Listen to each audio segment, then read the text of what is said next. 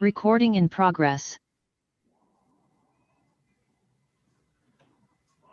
Bien, en nombre de Dios, la patria, se abre la sesión. Señora secretaria, cuentas. Cuenta, presidente. Primero, una comunicación de la Sociedad Nacional de Pesca, que estaba invitada para el día de hoy, y se excusan de participar, pero solicitan poder ser invitados para el próximo lunes 24 de mayo.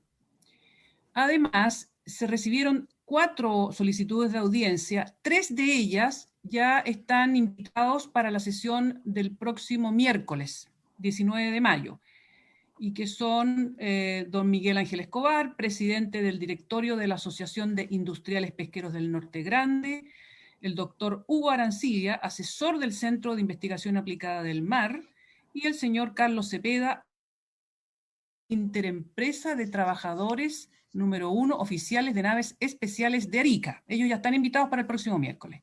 Y también se recibió la solicitud de audiencia del señor Héctor Sousa, presidente de la Federación Interregional Pelágica Changos del Norte.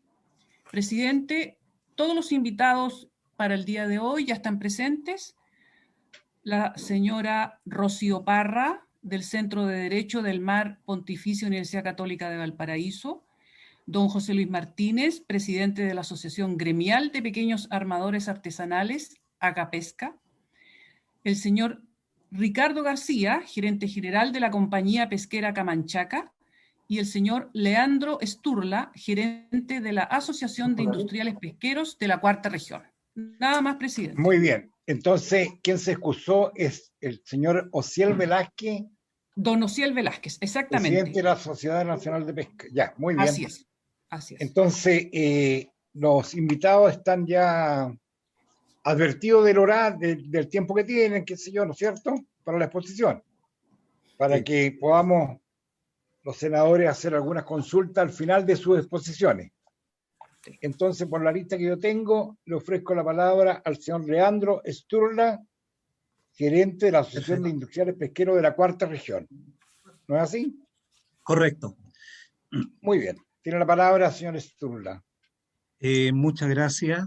Muy buenas tardes nuevamente a todos. Me presento, Leandro Sturla Figueroa, ingeniero pesquero y gerente de esta asociación desde hace 13 años. He tenido el placer de poder navegar por distintas situaciones y logrando algunos hitos en nuestras pesquerías que me interesaría mucho comunicarlo a ustedes, y en general son buenas noticias respecto al desempeño de nuestro sector. La siguiente, por favor. Bueno, el historial de nuestra asociación. Básicamente, nuestras empresas son todas empresas de perfiles familiares, pymes pesqueras, localizadas en las comunas de... Ahí parece, se adelantó la presentación. Por favor, le agradecería a la persona que... Sí, por supuesto.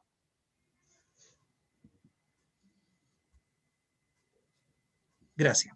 Les contaba, acá figuran nuestros recursos objetivos, donde principalmente predominan los crustáceos. Esta asociación tiene un carácter esencialmente crustácera, siendo nuestros recursos objetivos nuestros regalones, el langostino amarillo, el langostino colorado y el camarón nylon. Y en menor medida también participan asociados que están en el negocio del pez espada.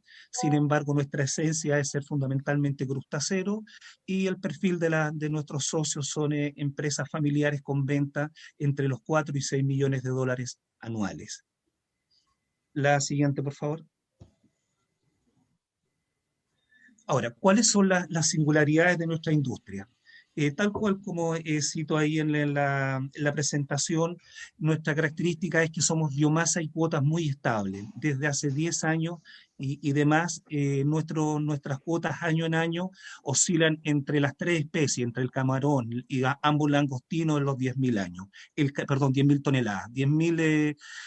de este valor, el más relevante, el camarón nylon, con 5.000 toneladas anuales APP, en la modalidad de LTP, mientras que el langostino amarillo y el langostino colorado, algún año sube uno en perjuicio de otro, pero también la suma de los 3 recursos son siempre muy estables. Otra característica de nuestra asociación es que nosotros tuvimos la visión de poder reducir nuestro esfuerzo pesquero. Pasamos de 30 naves a 16. Esto se hizo después de varias discusiones y visiones que efectivamente pues, apuntaban a mejorar la operación de nuestra flota, y dimos ese salto. Y en el mismo contexto de modernizar los conceptos pesqueros, nos involucramos el año 2008 en la primera acuerdo de producción limpia, que fue un compromiso con el Comité de Producción Limpia Nacional, en el cual todas las empresas integrantes fueron empresas pesqueras regionales. Ahí aprendimos a ser más eficientes en todo lo que son nuestros insumos productivos en las plantas de proceso, bajando los consumos de energía, de agua, de refrigerante. Empezamos también a tomar el cambio del arte de pesca y también a hacer mejoras en nuestros muelles. Posteriormente, el año 2013, vino un gran salto que fue la modernización del arte de pesca. Lo curioso que fue los actores pesqueros, tanto los industriales como los artesanales, los que no molestábamos, cateteamos más bien a nuestras autoridades diciendo que teníamos que hacer un cambio en la red. Ya vislumbrábamos que había un mejor desempeño atacando el arte de pesca. Es así que el año 2013 se hizo este cambio del arte de pesca consensuado entre los actores industriales y artesanales, y aquello se tradujo en que efectivamente pescamos menos, pero de mejor calidad. Dejamos de tener tanta fauna acompañante, nuestras redes fueron mucho más livianas, junto con ser más selectivas. Y eso fue un gran salto que nos permitió también llegar a otro tipo de estándares internacionales. También tengo que destacar que los actores pesqueros, industriales y artesanales estamos ya del año 2006 encadenados productivamente. No tenemos conflicto entre los actores crustáceos. Generalmente todos los avances y logros que se hacen en la industria son traspasados también a los artesanales de tal modo que de robustecer el desempeño y el comportamiento de nuestra pesquería. Junto con eso tuvimos el honor de ser la primera pesquería industrial chilena certificada en sustentabilidad MSC. Esto fue el año 2016 y posteriormente en los mismos recursos nos acompañó Pesquera Camanchaca. Sin embargo, lideramos este tema siendo una pesquería de baja monta en cuanto a tamaño. No capturamos ni cientos de miles de toneladas, ni lejos tampoco millones, pero con 10.000 toneladas repartidas en estos tres recursos hemos hecho una historia muy interesante en cuanto a lo que es la sustentabilidad de la pesquería. Otra característica también importante dentro de las otras es que nuestra pesquería tiene un indicador de empleabilidad respecto a cuota de pesca que es bastante mayor al resto de las industrias pesqueras.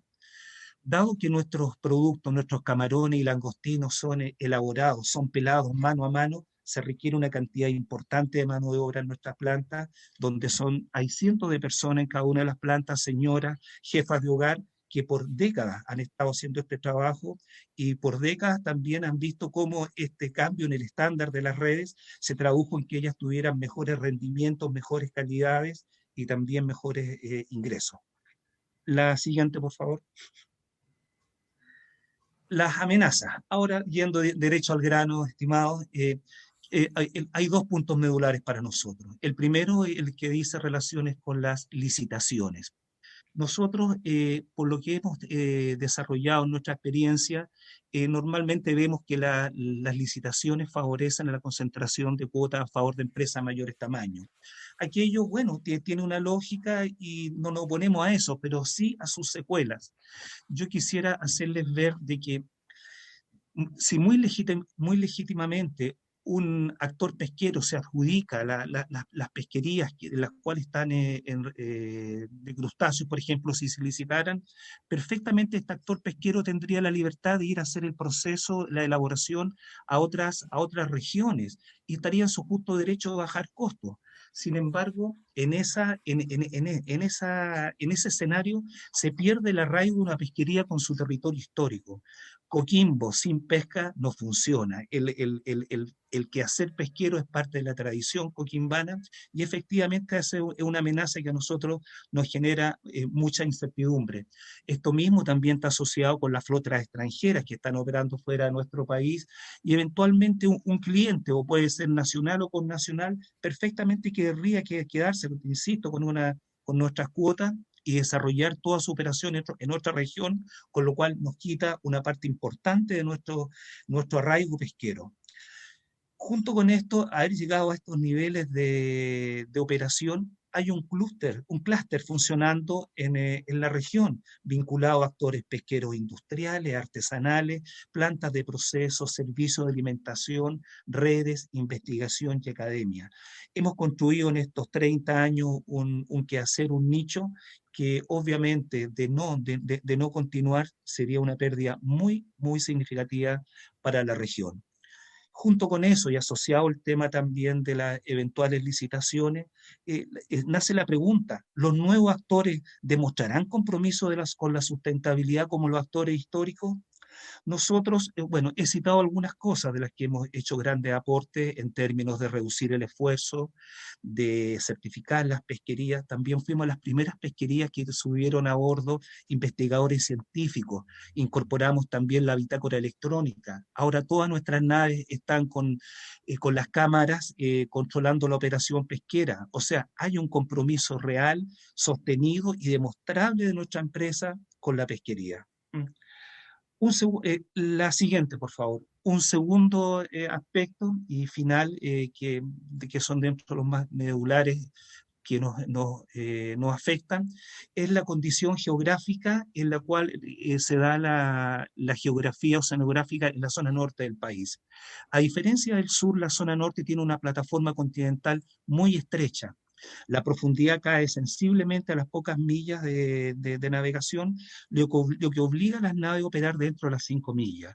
No es un capricho que hayamos conseguido por años los acuerdos de la penetración. No obstante, esto es porque ahí se distribuyen los langostinos. Para poder pescar langostinos hemos tenido que hacer acuerdos con el sector, a través de los consejos de pesca, con el sector artesanal, y en la mayoría de los casos hemos llegado a buen puerto. Pero hay situaciones en las cuales no hay voluntad para poder llegar a estos acuerdos.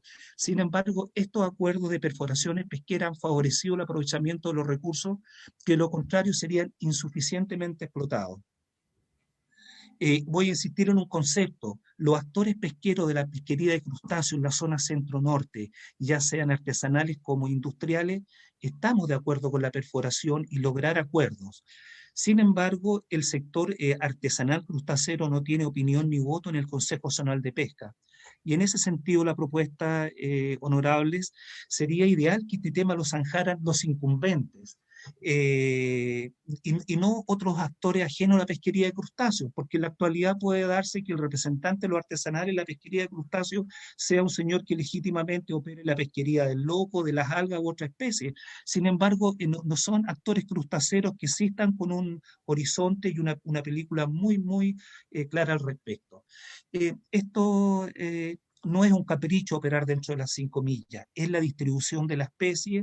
Esto es validado por todos los estudios históricos. Las mayores biomasas langostinos están dentro de las 5 millas. La siguiente, por favor.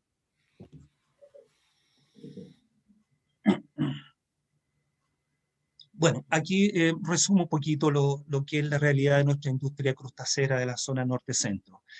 Tenemos una pesquería madura, pionera en certificación, en sustentabilidad, con actores consensuados y participativos. En el comité de manejo llegamos industriales y artesanales a trabajar con objetivos comunes. No estamos desgastándolo en discusiones ni tira y afloja con temas de cuotas. Nuestros 3 recursos objetivos están en plena explotación y hemos apostado por la economía circular y con un muy importante arraigo social laboral. Las señoras, las mujeres que elaboran nuestros camarones, una masa muy importante de gente, tanto en la comuna de Coquimbo, en la 4ª región, como también en Quintero. Respecto a este tema de la distribución de los recursos dentro de las 5 millas, nosotros trabajamos en unos convenios con la Universidad Católica del Norte, en particular con el profesor Enzo Acuña, académico que es encargado de evaluación y ha participado en estos estudios, y sería un agrado que también lo pudieran invitar para poder dar información respecto a los caladeros de pesca. Permítanme playarme un segundito en lo que es economía circular. Nosotros en economía circular hemos hecho muchas apuestas importantes. Cuando hicimos el cambio en nuestros artes de pesca, estas redes no quedaron botadas en un vertedero ni en el fondo del mar. Estas redes se convirtieron en patinetas, en ropas, en lentes. Los rendimientos a propósito de la biomasa, nuestros recursos objetivos, son del orden del 20% en carne, más o menos el 80% es cáscara. Sin embargo, toda esa cáscara se convierte en harina de crustáceo, y ahora una empresa asociada a nuestros socios de un importante salto en pescar toda esa cáscara de camarón y convertirla en quitosano, un elemento que va a reforzar la producción agrícola en la región, que tiene una serie de características muy interesantes como nemerticida, retenedor de humedad, etc. Paso al segundo punto. Ya fue explicitado que las licitaciones pesqueras estimamos que constituyen una amenaza frontal para el perfil de nuestras empresas familiares PYME. Y por último, sería ideal privilegiar los acuerdos de perforación pesquera en el entendido que deben ser consensuados con los actores pesqueros incumbentes, pudiendo ser un acuerdo condicionado a algunos meses y a unas determinadas áreas de pesca durante el año. Señor presidente, esa era una muy resumido visión de nuestro sector, de nuestras demandas, y encantado de poder responder alguna consulta que pudiera surgir de ustedes. Muy bien, muchas gracias, don Leandro. Vamos a dejar las consultas para el final para que alcancen todos los expositores a poder exponer dentro del rango de horario. Perfecto. En el listado que yo tengo, señora secretaria, ¿seguiría don Ricardo García? Don Ricardo García, así es. Muy bien, tiene la palabra don Ricardo. Muchas gracias, senador, y por la oportunidad de estar aquí con ustedes. Si me pueden poner la presentación que les mandé hace algunos minutos atrás.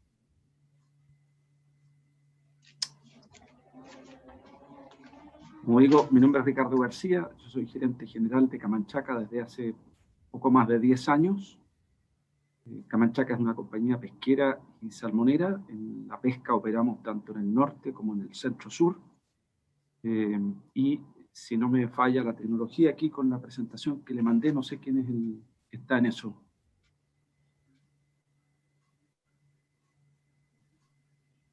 ¿Hay alguien que está...? Yo no la tengo, señor García. A mí no me llegó. Pero se las mandé... La acabo de mandar a Rodrigo. Se la acabo de mandar a su correo. La voy a revisar. Ay, perdón, don Ricardo. Señora Pilar, ¿se está transmitiendo esta comisión? Sí, senador, se está transmitiendo. Ya, gracias.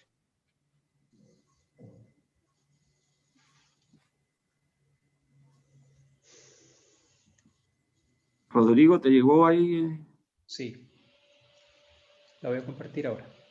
Ya, gracias. A ver si podemos hacer ahí. Ahí sí. Ya. Muchas gracias. Bueno, el propósito de mi presentación, espero en los próximos 10 minutos, es poder transmitirle la perspectiva de nuestra compañía Camanchaca en el norte en relación específicamente al tema de las perforaciones. En este cuadro, solamente como antecedente, podemos ver la ubicación de la pesquería de la anchoveta. La pesquería de la anchoveta es el principal recurso pelágico del mundo, principal recurso pelágico pequeño utilizado para la producción de harina y aceite de pescado, que es utilizado a su vez para alimentar animales que finalmente llegan al consumo humano. Por lo tanto, nosotros le llamamos de consumo indirecto y no tiene otros usos ni en el Perú ni en Chile. Es un recurso transnacional, es decir, es compartido con el Perú. Se ubica en la parte sur del Perú y en la parte norte de Chile. Se distribuye aproximadamente en unas 500 millas náuticas entre parte del territorio peruano o de la costa peruana y del territorio chileno. Y es una especie que vive alimentada por las surgencias que ocurren en la plataforma continental en el borde costero chileno y peruano, muy rica en omega 3, que es muy valorada en todo el mundo por la riqueza que generan estas surgencias que combinan las aguas frías y las corrientes frías de Humboldt con las corrientes cálidas del Ecuador, que generan una situación y un contexto ambiental para la producción de alimentos que es probablemente uno de los más ricos del mundo. Este recurso, como digo, es considerado en el mundo como el principal recurso pelágico pequeño para la producción de harina y aceite. La siguiente, por favor.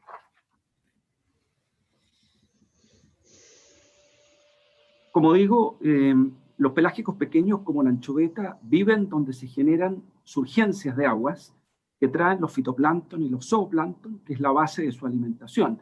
Y este es un fenómeno que se produce gracias a las surgencias que se producen en la plataforma continental, esto es, aquella parte del borde costero que no tiene más de 300 metros de profundidad. En la lámina aquí a la izquierda ustedes pueden ver tanto en la zona de Arica como en la zona de Iquique, desde lo más verde a lo más oscuro, desde menos profundidad hasta más profundidad, y ustedes pueden observar ahí en estas láminas cómo la plataforma continental chilena es extraordinariamente delgada hasta que llega poco antes del sur de Arica, donde se expande de manera sustancial. El promedio de la plataforma continental chilena en la primera parte, la parte sur de la parte norte de Chile, tiene aproximadamente 9 millas de espesor.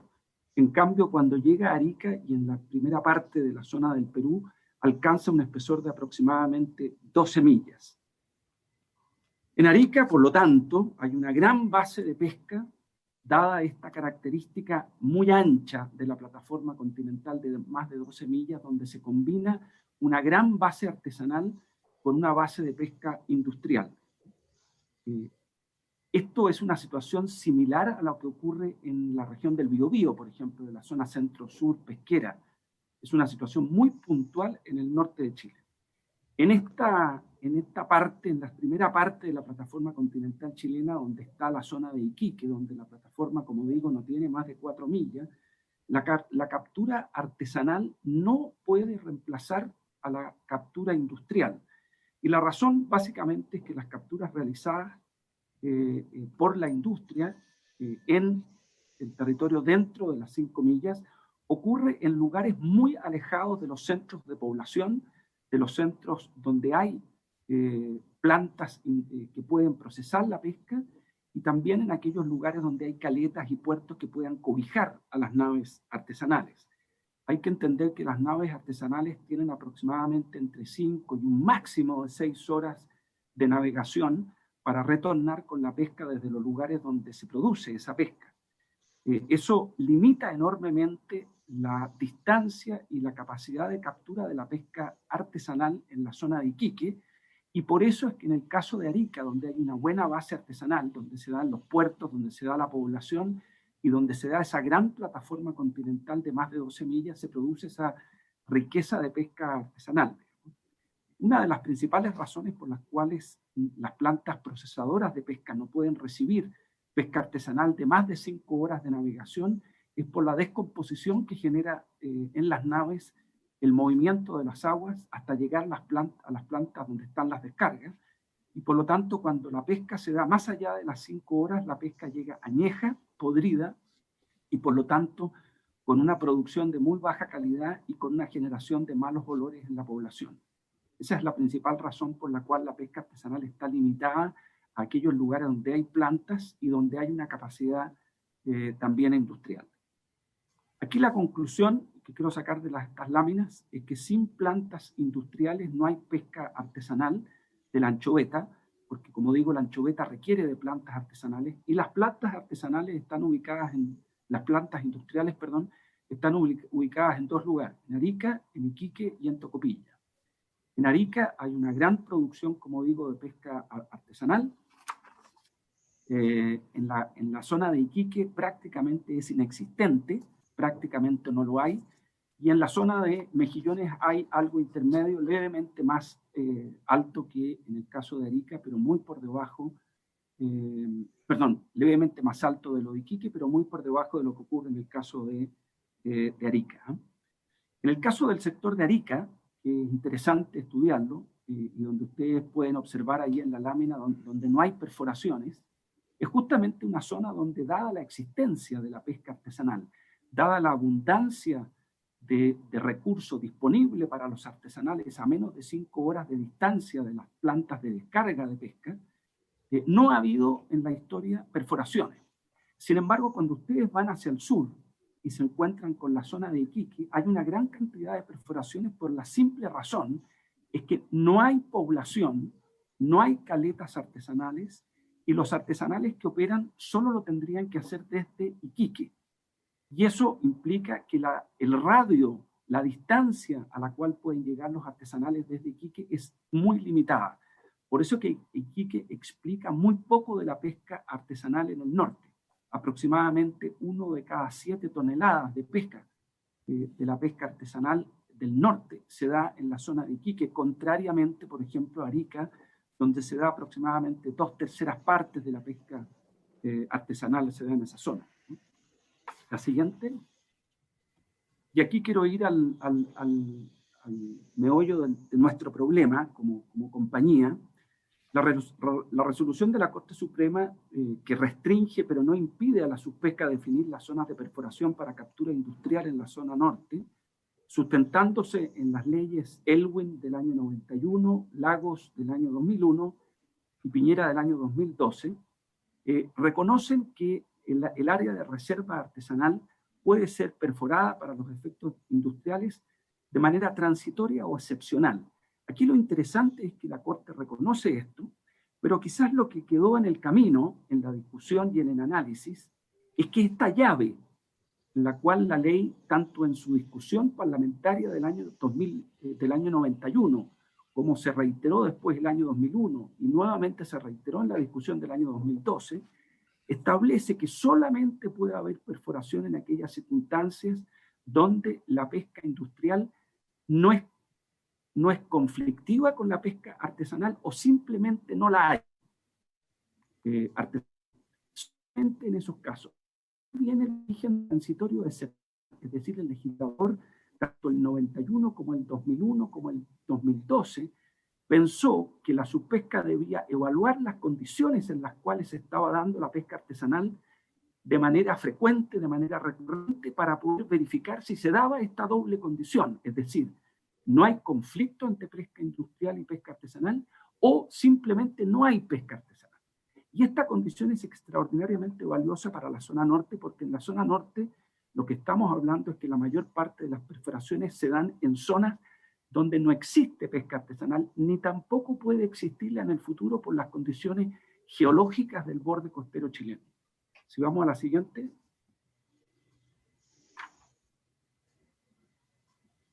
El borde costero del norte de Chile es muy peculiar, son grandes murallones totalmente despoblados, no hay población, muy pocas caletas y puertos, los puertos y las caletas que están tan bien establecidos y justamente son en esos lugares donde opera la pesca artesanal e industrial, la industrial para recibir pesca artesanal y para pescar la propia, ¿no? Insisto en la limitación que tiene la pesca artesanal en términos de distancia. El norte de Chile tiene una extensión de más de 500 kilómetros en la zona que estamos hablando, y la pesca artesanal, como digo, tiene solamente 5 horas de navegación. Eso la hace extraordinariamente limitada. ¿Y quién pesca qué en los territorios? Bueno, eso depende de los peces. Realmente no depende ni de los pesqueros, ni de los gobiernos, ni de los parlamentarios, de nadie. Los peces están donde están los alimentos. Si los peces están cerca de la costa y hay artesanales, entonces la historia ha mostrado que lo pescan los artesanales, como es el caso de Arica o como es el caso de la zona centro-sur y particularmente la zona del Biobío. Cuando los peces no están cerca de la costa o están cerca de la costa pero no hay artesanales alrededor, entonces la historia ha mostrado que la subpesca ha permitido la perforación para la pesca industrial. Esta condición se ha mantenido en armonía a lo largo de los últimos 30 o 40 años en el norte de Chile, donde los artesanales e industriales han convivido. Los artesanales han recibido valor por su pesca, porque los industriales mantienen las plantas abiertas para ellos y les permiten descargar, procesar y beneficiarse de la venta de harina y aceite. Y los industriales, además de pescar lo propio, procesan esta pesca, y eso permite que las plantas de proceso funcionen de manera continua durante muchos meses del año, y eso permite que ambos sectores trabajen de manera armónica. Esta armonía que existe entre industriales y artesanales se refleja, entre otras cosas, en que el recurso de anchoveta es el principal recurso chileno, El único importante que está clasificado como subexplotado por la subpesca, que permite tener una buena idea del grado de sustentabilidad con que es manejado. La siguiente, y dejo la generalidad para entrar sobre mi punto, esta es la historia pesquera de Camanchaca en Iquique. Nosotros en la historia hemos pescado el 51% dentro de las 5 millas, el 49% fuera de las 5 millas. Nosotros en el norte de Chile tenemos un promedio aproximadamente de 90.000 toneladas o 95.000 toneladas de pesca anual en los últimos 9 años. Nosotros tenemos aproximadamente un 20 o 21% de las cuotas del norte. El remanente de la cuota industrial está en la otra empresa industrial que trabaja en el norte. Si nosotros pudiéramos hacer el ejercicio en el caso de Camanchaca, Camanchaca solamente opera en Iquique. Camanchaca no tiene operaciones en Arica y no tiene operaciones en Mejillones, contrariamente a la otra empresa que opera en el norte.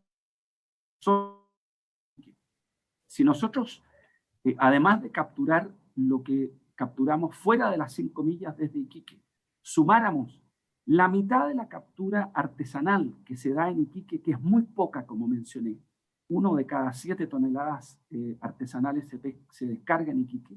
Si nosotros hiciéramos ese ejercicio, nuestra compañía se reduciría en tamaño aproximadamente entre 50 y 55.000 toneladas de captura y proceso total anual. Eso, desgraciadamente para nosotros, significaría el cierre de nuestras operaciones en el norte, porque los activos que nosotros tenemos, la flota pesquera industrial que nosotros tenemos, no permitirían ser sustentadas por una captura entre 50 y 60.000. Si ustedes observan la variabilidad que tiene esto, aquí han habido muchos años donde nosotros hemos tenido márgenes negativos. Nuestros márgenes en los últimos 9 años no superan el 6%. Eso deja muy poco espacio para la inversión y para la depreciación de los activos, y por lo tanto con este volumen de, como digo, entre 50 y 60.000, que sería lo que nosotros podríamos tener en caso de no tener ninguna capacidad de perforar en la zona norte, desgraciadamente nuestra compañía no podría funcionar aunque lo quisiéramos, ¿no? Es una suerte de realidad. La siguiente lámina, que es la última, muestra la historia de la pesca artesanal en el norte de Chile. Esto tiene aproximadamente unas 100.000 toneladas de captura promedio anual. Como digo, solamente el 16% se da en el caso de Iquique, y la razón por la cual hay tan poca pesca artesanal en Iquique no es, como decía Leandro hace unos minutos atrás, una cosa caprichosa. Aquí yo quisiera exhortarlos, honorables, a que ustedes consideraran la geografía de nuestro país y la característica tan peculiar del norte. El norte tiene características en el borde costero que son únicos en el mundo. Un enorme desierto, sin caladeros, sin puertos, con muy poca población, particularmente en el caso de Iquique. Por lo tanto, aunque uno dejara de pescar dentro de las perforaciones como industriales, los artesanales no podrían pescarlo, generándose una situación muy indeseable en que todos pierden. Pierde Camanchaca, naturalmente, no lo puedo negar, pero van a perder los artesanales también, porque nosotros no podemos seguir operando, y sin planta industrial tampoco hay pesca artesanal. La pesca artesanal de la anchoveta tiene como destino únicamente las plantas industriales. Yo quería poner en antecedentes, y con esto termino, a ustedes sobre esta realidad que nosotros tenemos, siendo el segundo actor en la zona norte. Vemos la situación de las perforaciones con extraordinaria preocupación, con una preocupación de sobrevivencia. Nosotros no podemos operar sin las perforaciones, no porque no lo queramos. Si nosotros pudiéramos generar una base artesanal en Iquique, como lo hemos hecho en Coronel, en la zona centro-sur, en la región del Biobío, y poder traspasar nuestras cuotas a los artesanales para que las pescaran, nosotros tendríamos una solución, tendríamos una salida. Pero eso no es posible, como digo, por las características de nuestra geografía, de nuestro borde costero, de la plataforma continental. Son cosas de la naturaleza. Por lo tanto, esto conduce necesariamente a la pérdida para ambos sectores. Muchas gracias por haberme escuchado y quedo después atento a las preguntas. Muchas gracias, don Ricardo. Y siguiendo con la ronda de exposiciones, le ofrezco la palabra a la señora Rocío Parra. Gracias, presidente. Por su intermedio, saludar a todos los presentes, especialmente a los senadores. Y voy a compartir aquí pantalla, si me da un segundo para poder hacerlo. Y espero que ahí se pueda ver bien. Bueno, muchas gracias, especialmente por la oportunidad. Soy Rocío Parra Cortés. Soy académica de la Facultad de Derecho de la Católica de Valparaíso y también parte del Centro de Investigación de Derecho del Mar de la misma institución. Y en esta oportunidad, y también de manera muy precisa, he escuchado las presentaciones que me han antecedido y se me ha invitado en mi calidad académica a poder dar hacer algunos comentarios en torno efectivamente a lo que ya don Ricardo especificaba, en torno a particularmente al fallo reciente de la Corte Suprema en materia de área de reserva de pesca artesanal y las perforaciones.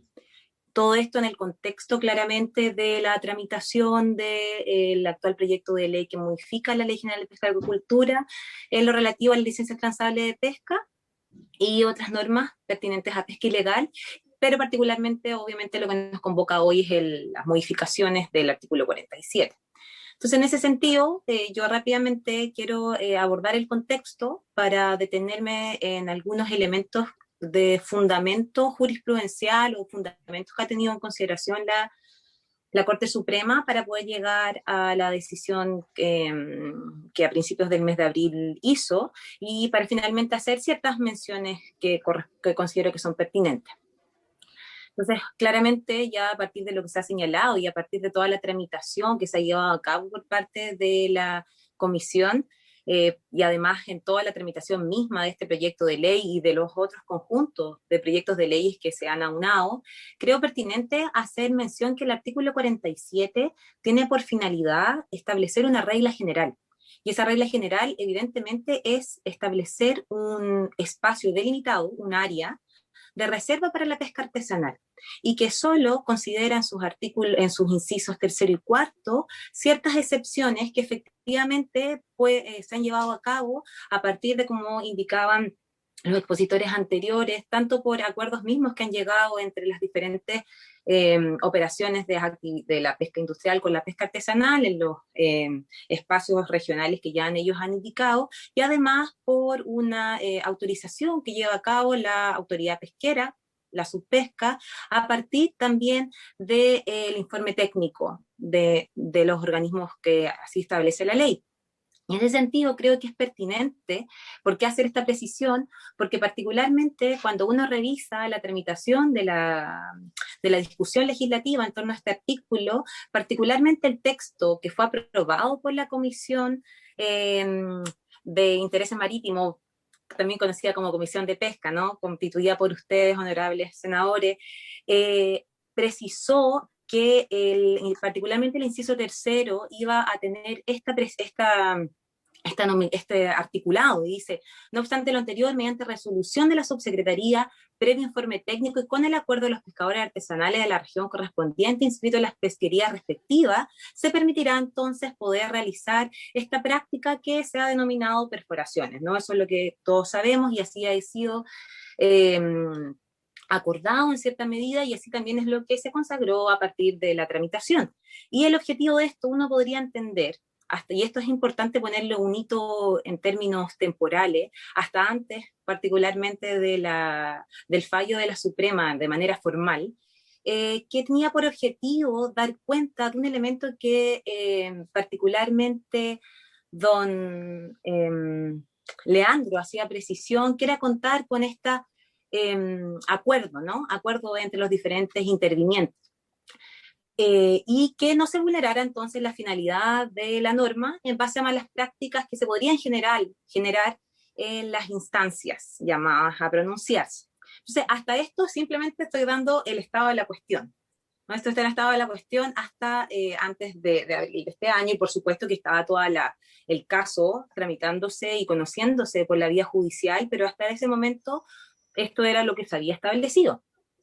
Sin embargo, eso también necesariamente debe tenerse en consideración lo que se ha planteado en otros foros o en otros ámbitos, particularmente creo pertinente simplemente sin profundizar en la materia, pero también traer a colación porque es importante, tal cual como los expositores anteriores hacían mención a criterios históricos o criterios de antecedentes, es determinante también considerar lo que la propia jurisprudencia administrativa, es decir, la Contraloría General de la República, ha tratado en torno a las áreas de reserva de la pesca artesanal. Y ha sido enfática tanto en cuanto a la tramitación misma, a la lógica que debe tener sus diferentes órganos para llevar a cabo las aplicaciones de las excepciones del artículo 47, particularmente poniendo énfasis en este carácter excepcional por una parte de las perforaciones y por otra parte en la finalidad misma de las áreas de reserva de la pesca artesanal. Entonces, simplemente, entonces ya podemos abordar ciertos elementos, yo creo que he indicado 8, y como bien sabemos, esta presentación va a quedar a disposición de ustedes, honorables, por su intermedio, presidente, para el resto de la comisión también, y para quienes estimen necesario revisar. He considerado 8 puntos relevantes de relevar en torno al fallo. Primero que todo, es importante señalar que el acto impugnado en concreto fue la resolución exenta del 2019 de la subsecretaría, que lo que hacía era autorizar la operación de actividad pesquera industrial en un área de reserva de pesca artesanal en las regiones de Arica, Parinacota y de Tarapacá. Y aquí, desde ya, debo reconocer, y efectivamente, como me compete, desde el derecho, efectivamente, los fallos tienen efectos específicos para los casos concretos. Eso es indudable. Sin embargo, es preciso poner énfasis en el hecho de que también los fallos ineludiblemente causan ciertos elementos que se tienen han de tener de consideración en un contexto. Y en ese contexto es determinante que, sin desconocer el valor del efecto específico que tiene el fallo en torno al caso en cuestión, igualmente es muy pertinente y se agradece también la oportunidad que la propia comisión ha invitado a abordar esta temática, incluso a considerar, y por eso quizás a replantear y a reconsiderar estos elementos dentro de la tramitación misma de la actual tramitación del proyecto de ley corta. Entonces, en ese sentido, este es el contexto en el cual se ha conocido el fallo de la Corte Suprema. Y en cuanto a los fundamentos, muy precisamente, creo que en primer lugar es interesante el hecho que se fundamenta en una base histórica y particularmente no va muy lejos, sino que en términos temporales se remonta a la ley 20.657 y particularmente fundamenta la necesidad de poner el foco en la necesidad de sustentar científicamente las medidas administrativas que dicte la autoridad sectorial. Y esto pone el hincapié en que la manera en que se observa la toma de decisiones y la manera que hay que avanzar, las razones por las cuales también se modifica la Ley General de Pesca y Agricultura en base particularmente a la ley en comento, la ley 20.657, requieren tener una nueva visión, una nueva manera del proceso de toma de decisiones. Y eso también se armoniza, se complementa con un reciente fallo del Segundo Tribunal Ambiental del día jueves de la semana pasada, que también invito a por su intermedio presidente, al resto de los senadores y a quienes les estimen conveniente conocer lo que ha sucedido en torno a materia del plan de manejo de la merluza del sur, en torno a cómo se ha establecido la importancia de tener en consideración a la ciencia en la toma de decisiones en materia pesquera. En segundo elemento importante es el fundamento del contexto y que dice que a partir, bien sabemos que uno de los elementos que se ha tomado favorablemente en consideración en torno a la ley 20.657 es lo que se ha denominado como la biosustentabilidad de los recursos hidrobiológicos. Y eso lo sabemos a partir de la incorporación del artículo 1B, ¿no?, de la Ley General de Pesca y Agricultura, donde se pone énfasis en la conservación y uso sustentable de los recursos hidrobiológicos, particularmente mediante una tridimensionalidad: enfoque precautorio, enfoque ecosistémico de la regulación pesquera y la salvaguarda de los ecosistemas marinos en que existen esos recursos. Y aquí es importante poner énfasis en un elemento que ya el informe técnico de Naciones Unidas, en base a lo que estableció FAO en el 2016, ponía particular atención en que para poder mejorar la Ley General de Pesca y Acuicultura en general, era importante avanzar a una lógica de enfoque ecosistémico que no se redujese únicamente a un aspecto, sino, y en ese sentido, a la sustentabilidad propiamente tal de los recursos hidrobiológicos, sino que el enfoque ecosistémico de la pesca necesariamente también tiene que considerar elementos económicos y sociales. Y eso es muy determinante por las razones en las cuales se sustenta la decisión del fallo. En tercer lugar, un fundamento gramatical, que desde la formación jurídica creo que es muy pertinente, especialmente por la técnica legislativa. Uno podrá estar en mayor o menor medida de acuerdo muchas veces con las técnicas que se utilizan, pero es indudable que si como regla general se establece un área de reserva para un determinado sector, ese ha de ser la finalidad evidente de la norma en cuestión. En cuarto lugar, fundamento doctrinal. Y aquí se utiliza especialmente los planteados por Soto y Pérez en el 2018, donde se pone hincapié en la existencia de estas prácticas que ya los expositores anteriores hacían mención, pero particularmente se realzan no los aspectos que los expositores han señalado, sino que también se realzan los efectos negativos de esta actividad.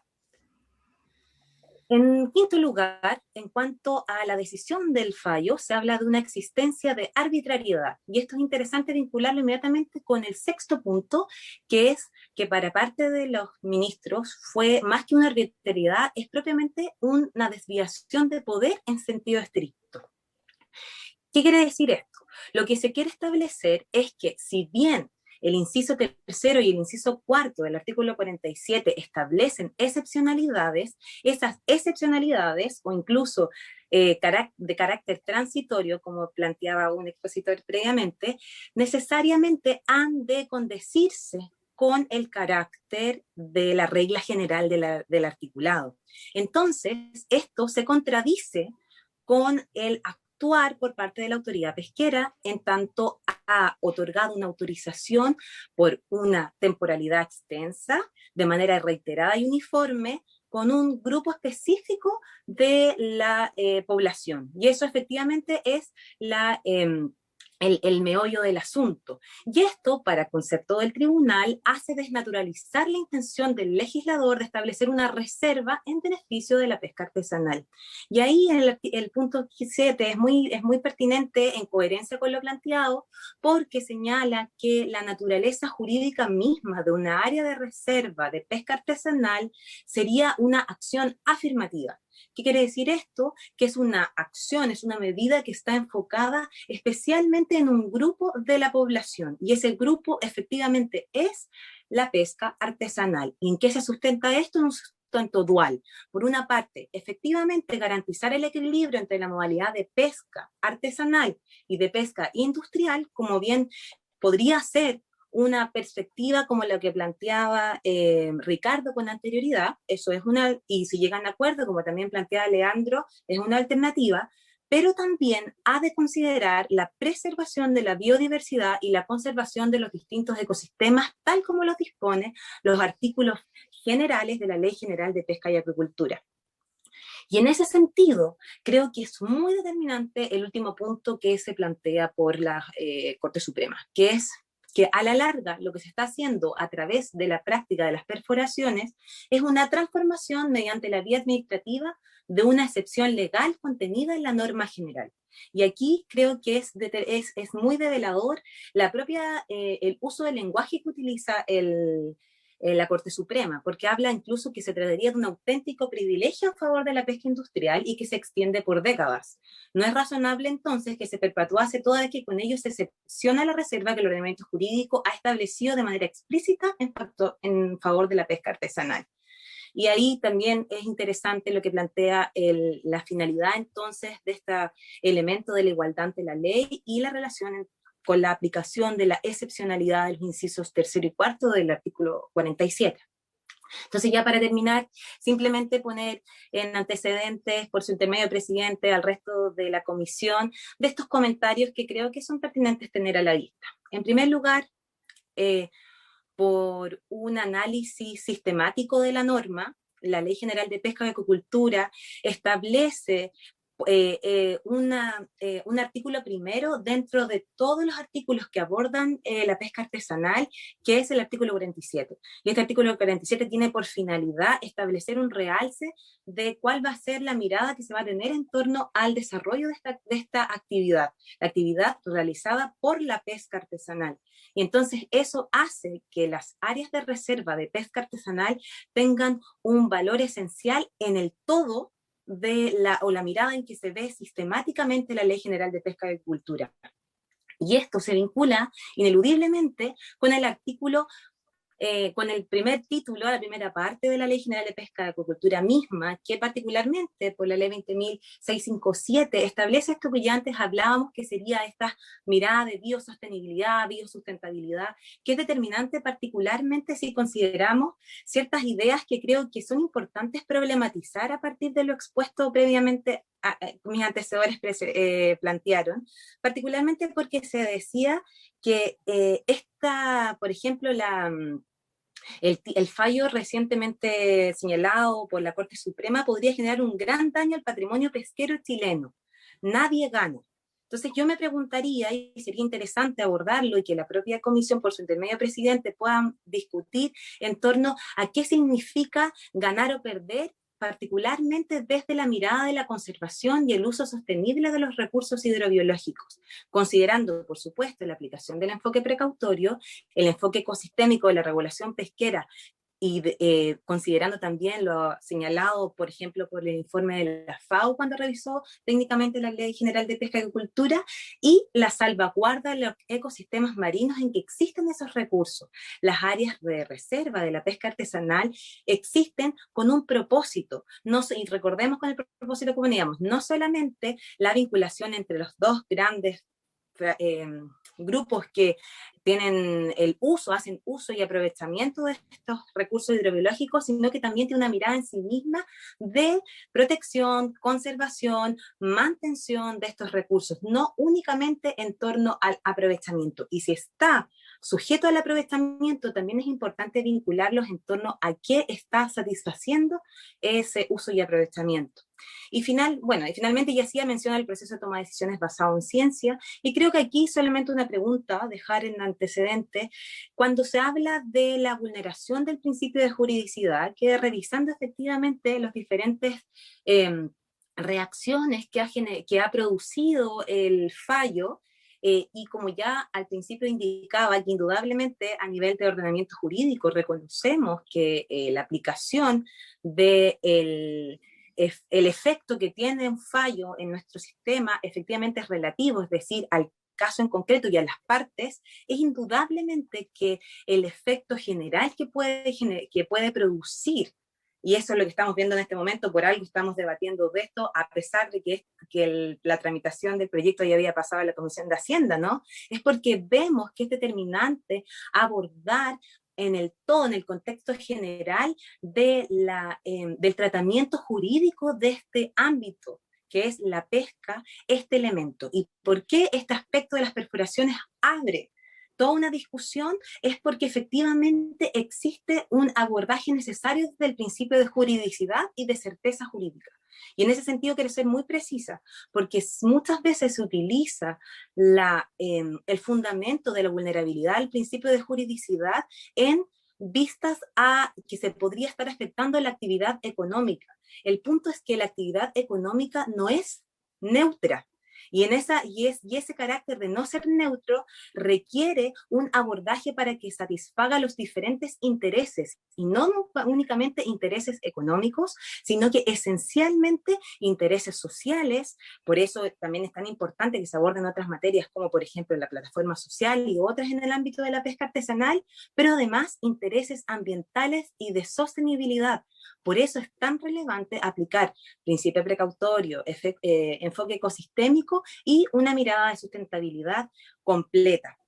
Por eso yo me pregunto si puede seguir permitiéndose en los hechos esto que el propia Corte Suprema lo dice expresamente, una desnaturalización del derecho a partir de una práctica que ha de ser excepcional, o incluso, para quienes lo han sostenido, y aquí es como termino, Por ejemplo, como se ha planteado recientemente en discusiones que han sido ingresadas al propio Parlamento, como el proyecto de ley que prohíbe las actividades de pesca industrial en las áreas de reserva de protección de pesca artesanal, presentada recientemente por una moción de diputados de la República, como también en la propia discusión que va a continuar teniendo esta tramitación legislativa. Eso es lo que les podría aportar. Muchas gracias, presidente, y a la comisión en general. Muchas gracias, señora Rocío, por su presentación. Vamos a continuar con don José Luis Martínez. Gracias, presidente. ¿Me escuchan bien? Perfectamente, bien. Gracias, presidente, por su intermedio. Saludos a usted y a todos los presentes, a los senadores presentes igual. Me presento, soy José Martínez, consejero zonal de la macrozona norte. He estado presente en las dos últimas votaciones para autorizar la perforación en la zona norte. Y me quiero referir en una lectura de una pequeña carta que hemos escrito con representantes de la pesca artesanal sobre el fallo de la Corte Suprema. El fallo de la Corte Suprema confirma el abuso reiterado por parte de todos los gobiernos de al menos los últimos 25 años, los que han preferido privilegiar a la industria pesquera en perjuicio de los pescadores artesanales. La ley de pesca desde sus inicios consideró un espacio reservado. Pregunta, ¿por qué se crea una reserva para la pesca artesanal? Con la finalidad de que solo los integrantes de nuestro sector realizaran actividades extractivas de manera exclusiva, y así ha sido para toda la costa chilena, salvo para el norte de Chile. En nuestra zona la protección referida no existe, y ello, debido a la aludida posibilidad, fue llevada a extremos al punto de que la operación industrial pasó a ser la regla en la zona por más de 25 años, con ocasión sucesivas autorizaciones dispensadas por la Subsecretaría de Pesca. Hoy estamos esperanzados de que esto se revierta. Las perforaciones industriales deben ser eliminadas del ordenamiento jurídico, o sea, de la ley, toda vez que la misma ha demostrado ser altamente perjudicial para los ecosistemas y la sustentabilidad de los recursos. La perforación industrial debió ser la excepción, pero al contenerse la posibilidad de ello, se abusó por parte de la industria. De mantenerse o modificarse el mecanismo, continuaría vigente el riesgo de un nuevo uso por parte de la autoridad pesquera. En efecto, la autorización concedida por la recurrida en favor de la pesca industrial y que se extiende por décadas ha devenido los hechos en un auténtico privilegio, no siendo razonable que éste se perpetúe, toda vez que con ello se secciona la reserva que el ordenamiento jurídico ha establecido de manera explícita en favor de la pesca artesanal. Todo privilegio ofende la igualdad ante la ley. Por una vía administrativa se está derogando o al menos fomentando el desuso de la ley, interpretación que desde luego no puede ser tolerada, toda vez que se contradice anotando el principio precautorio en materia ambiental. Obtenerse una modificación legislativa del mecanismo que permite la perforación de la pesca industrial, aquello podrá un marco regulatorio nuevo que podría o permitiría a la autoridad dispensar una nueva autorización, soslayando lo resuelto por el máximo tribunal. Lo que le solicitamos a esta Comisión de Pesca no es nada más ni nada menos que se eliminen los párrafos 3º y 4º del artículo 47 de la Ley de Pesca. Cualquier otra modificación solamente será una vía para que la autoridad de turno continúe autorizando la perforación en gran favor de la industria pesquera del norte. Eso es, presidente. Nos avisaron, nos dieron poco tiempo para prepararnos, pero quiero comentarle que como consejero zonal y como pescador de la zona norte, nosotros hemos venido trabajando este tema porque de verdad lo que dice en la resolución de la Corte Suprema es lo que nosotros veníamos diciendo hace bastante tiempo. Creemos de que hay un perjuicio y se tiene que enmendar ese error. Y lo único que le solicitamos a la comisión, como lo decía anteriormente, es que miren el espíritu precautorio de la ley. Eso es, presidente. Muchas gracias. Muchas gracias, don José Luis Martínez. Bien, agradeciéndole a todos los participantes sus intervenciones, ofrezco la palabra a los señores senadores. ¿Tiene la palabra, presidente? Por favor, señor senador, tiene la palabra. Muchas gracias, señor presidente, por su intermedio. Agradecer las exposiciones, la calidad de ellas, la profundidad. Yo creo que es muy importante que podamos iniciar este debate y esta discusión con información, con certeza, y conocer bien la realidad, la historia, la trayectoria, las implicancias. Es por eso que creo que es fundamental participar con esta serie de mesas técnicas para profundizar el conocimiento, compartirlo, que es muy importante, y sobre ese conocimiento compartido poder resolver y decidir. Es imposible hacerlo si cada uno maneja información distinta o entiende distinto lo que estamos hablando.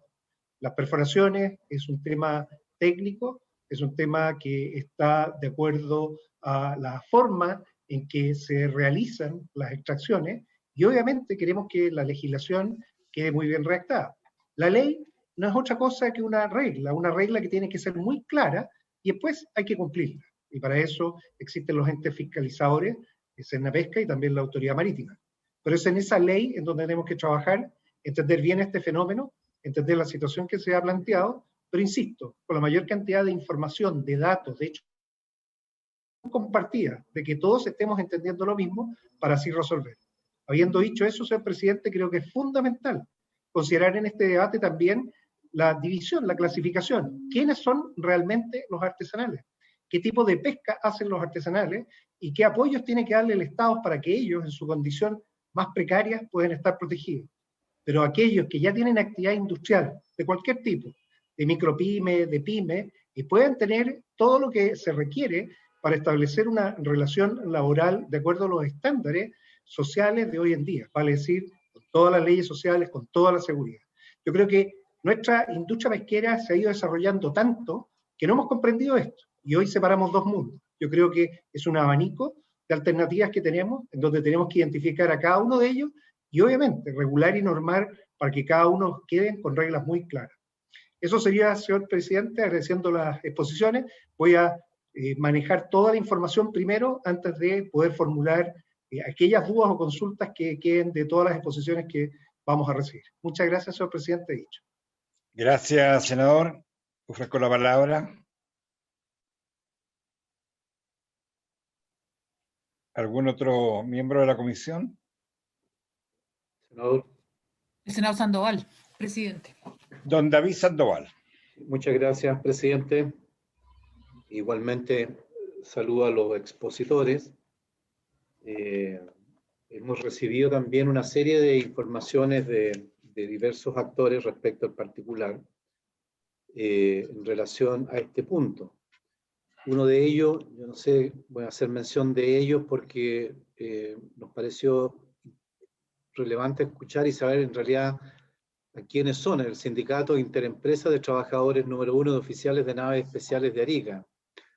Ellos señalan sus aprehensiones también respecto a este tema y hacen algunas observaciones a los textos de la ley, pero sin embargo en su último párrafo de su carta señala que desde el Consejo Nacional de Pesca, donde dicen que se encuentran representados la mayor cantidad de las agrupaciones gremiales de todos los sectores, ha permitido una sana convivencia, dice, entre ellos, lo cual puede ser alterado por el proyecto que se tramita, ¿no es cierto?, en caso de cambiar las modificaciones que ya habían sido despachadas a la Comisión de Pesca. Entre ellos se incluía la autorización para las perforaciones de las 5 millas, pero consideraban, obviamente, previa autorización de la mayoría de los consejos artesanales. Ahora, entiendo que aquí hay materias de orden tradicional histórica, que entiendo que el fallo de la Corte Suprema hace una mención especial respecto de la excepcionalidad de la autorización y cómo esta excepcionalidad se transformó en una práctica habitual, ya no excepcional, sino que una práctica habitual. Y ello evidentemente ha generado este conflicto desde el punto de vista de lo que significa la posición desde el mundo de la pesca artesanal, la pesca industrial, y como bien dice aquí en el senador Pío, respecto de la urgencia y la necesidad, y aquí está la subsecretaria, por favor hágase cargo alguna vez, para analizar, ¿no es cierto?, un tema que es significativo, ¿ya? ¿Hasta dónde está el límite de lo artesanal? ¿Hasta dónde está el límite de lo industrial? ¿Ya? Y hasta dónde, ¿no es cierto?, podemos construir esta categoría que nos permita clasificar. Yo estoy en el otro extremo amigos de la zona norte, estoy en el otro extremo de nuestra región, en la zona austral, en la región de Aysén. Afortunadamente la región más linda de Chile, que un gran patrimonio y un gran archivo y un gran rol que va a cumplir, ¿no es cierto? Y ha cumplido en la preservación precisamente de sus recursos. Y acá se ha hecho mucho énfasis en que cualquier instancia, ¿verdad?, de acuerdo respecto de la aplicación de zonas contiguas debe necesariamente concurrirse a través de la expresa opinión, ¿verdad?, de los pescadores artesanales involucrados en esta zona. Y ahí entramos en un mundo nebuloso. ¿Quiénes son los que representan a uno y quiénes son los que representan a otro? Y ahí entramos en las dudas, ¿verdad?, que hasta dónde, y bueno, hasta hace poco, esta autorización estuvo sujeta fundamentalmente a la autorización política, a la subsecretaría, con todo lo que ya sabemos, ¿no es cierto? Y hoy día efectivamente hay una consulta previa, hay una consulta respectiva a los pescadores. Habrá que resolver, ¿verdad?, esa nebulosa de quiénes son, en definitiva, los que tienen que participar de esta votación, y espero que se haga. Creo que una tarea subsecretaria que hay que enfrentarla, que hay que asumirla con realidad, porque queremos que cuando se tomen decisiones sobre la base de que estamos realmente actuando o están realmente resolviendo lo que realmente representan a los pescadores. Y en la zona norte, ¿no es cierto?, me queda esa inquietud con respecto a esta carta de este sindicato que menciona, ¿verdad?, que preside don Carlos Cepeda, y que precisamente señala en su aspecto de que, bueno, ellos han logrado funcionar con cierta normalidad durante este tiempo, con cierta armonía, siempre y cuando, ¿verdad?, concurra esta consulta. Y por otro lado, me parece válido los planteamientos que hace la Corte Suprema en relación hasta dónde una excepcionalidad se transforma en una práctica habitual, que es típico nuestro de muchas legislaciones nuestras. A lo mejor son los vacíos que quizás allí no han sido debidamente resueltos. Y por otro lado está el tema del recurso propiamente tal. Hasta dónde, ¿verdad? Como bien han señalado aquí los expositores, hay zonas de pesca que aun cuando estando reservados para la pesca artesanal, no hay ninguna posibilidad material, comercial, real, de poder realizar acciones de pesca en ese lugar. Y por eso la opinión de Cernapesca o la opinión de Subpesca, ¿verdad?, hoy día puede ser súper relevante también en opinión. Y como bien dice el senador Piu, creo que efectivamente para los quienes han expuesto, dirigentes del mundo de la pesca, del sector industrial, igualmente, ¿no es cierto?, vamos a hacer un acabado análisis de la situación para resolver con la información más acabada posible. Esperamos ahí tener también algunas reuniones sobre este particular, ya más en el ámbito con los actores directamente involucrados, para construir realmente una opinión objetiva del tema. Muchas gracias, senador Quintero, y espero sinceramente cuál es la opinión desde el punto de vista de la parte técnica, de la parte del recurso, de la parte biológica, el comportamiento de la zona costera, lo que se produce allí y la real vigencia de esta zona dedicada al mundo de la pesca artesanal y el rol que está cumpliendo eventualmente a través de las perforaciones como única ruta, vía para asegurar la explotación de las actividades económicas también en la zona. Gracias, presidente. Muchas gracias, senador. Ofrezco la palabra, si algún otro senador o senadora, o si la subpesca quiere emitir alguna opinión al respecto a lo dicho por el senador Sandoval. Gracias, presidente. O a lo dicho por los expositores, por supuesto. Sí, gracias, presidente. No lo había saludado a todos por su intermedio. Muchas gracias por las presentaciones, está muy interesante. Entiendo que el próximo miércoles seguirán otra ronda de presentaciones. Así que, bueno, hay conceptos interesantes de hablar, que es como bien mencionaba el senador Sandoval, pedirle la opinión, o sea, respetar el acuerdo de los pescadores involucrados en la pesquería. Así es el artículo 50, que él habló de la ley de pesca respecto a las zonas contiguas, y que entendería que la ley corta establecía lo mismo para el caso de las perforaciones, cambiar los COSOPE por los pescadores involucrados en la pesquería, ¿ya? En este caso, si bien la señorita Rocío mencionó el tema de tener la información científica que sustente la toma de decisiones, acá, claro, la norma establece lo relativo a la consulta, en este caso al COSOPE, y nosotros creíamos, en nuestra opinión, que es mejor consultar a los pescadores artesanales involucrados, que por lo demás tienen sabiduría respecto de estos temas, ¿ya? Y lo otro, respecto a la sustentabilidad, yo creo que es un tema, presidente, que tenemos que abordar, porque efectivamente la sustentabilidad es preocuparse por el recurso, en este caso es un recurso que está subexplotado, pero también hay aspectos sociales relacionados con los empleos. Y yo también digo, ¿por qué vamos a diferenciar que quede sin trabajo un pescador artesanal, que quede sin trabajo un tripulante, por ejemplo, industrial. Yo creo que acá hay cuestiones que tenemos que conversar. Yo me alegro de que usted, presidente, haya invitado, haya convocado a esta discusión y bueno, estaremos atentos a lo que ocurra en los próximos días. Muchas gracias. Gracias, subsecretaria. Ofrezco la palabra. ¿Algún senador o senadora? Bien, yo quiero agradecerle sinceramente a los expositores y quiero abusar, si se me permite, de su buena predisposición, porque vamos a seguir analizando este tema este miércoles. Y seguramente, no sé si el próximo lunes, es que no hay, por A, B o C, tenemos que invitar a otras personas. Si estarían disponibles para que en una sesión especial, porque este es un tema, digamos, que tenemos que tomar una resolución muy importante, de permitirnos, al final de las exposiciones, y estando los expositores, hacer las consultas pertinentes ya más preparados, escuchando más opiniones, porque creo que es importante, porque aquí, claro, cuando se dicta la ley el año 91, se habló de crear una reserva artesanal y se hace una serie de análisis. Y algunos pueden considerar que esto no es un coto de la pesca artesanal, sino que se permitía disponer o de que existan zonas de reserva, pero no solamente para la pesca artesanal, sino para la conservación del ecosistema marino, que excede a intereses puramente extractivos. Entonces, hay una serie de consideraciones que habría que tomar en cuenta y a mí me gustaría, de verdad, porque el próximo miércoles también vienen expositores, tengo entendido que también viene un profesor o profesora, no recuerdo bien, no me acuerdo, que va a exponer, digamos, de la materia de la Corte Suprema, del dictamen, digamos. Así que yo les quería dejar invitado para esa oportunidad y seguir el miércoles escuchando las opiniones de los diversos sectores.